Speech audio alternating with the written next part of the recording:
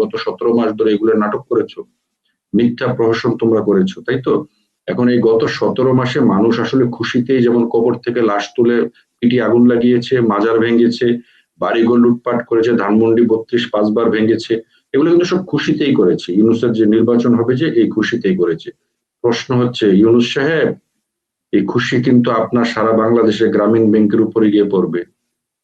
B ready এই খুশিটা উপভোগ করার জন্য। আপনি যে মবটা বাংলাদেশে নেতৃত্ব দিয়েছেন এবং বাংলাদেশে আপনারা এই দেশের মানুষকে আপনি যে জায়গায় এনে দাঁড় করিয়েছেন, এর খেসারত ইউনূস সাহেবকে দিতেই হবে। এটা টুডে অর টুমরো, কারণ হিস্ট্রি রিপিটস, হিস্ট্রি ফিরে আসবে। এটা এটা কোনোভাবেই কেউ করতে পারবে না।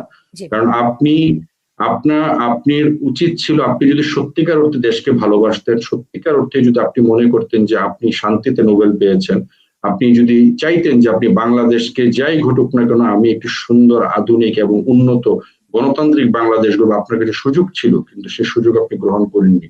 বিগত 17 মাসে আপনি এই জাতিকে যে পরিমাণ বিভাজিত করেছেন এবং যে রাস্তায় আপনি জাতিকে নিয়ে গিয়েছেন, পুরো জাতির মধ্যে আপনি একটি সমস্ত গোষ্ঠী, দল, মত সকলের মধ্যে আপনি একটি কেওয়াস সৃষ্টি করে দিয়েছেন, চিরস্থায়ী কেওয়াস।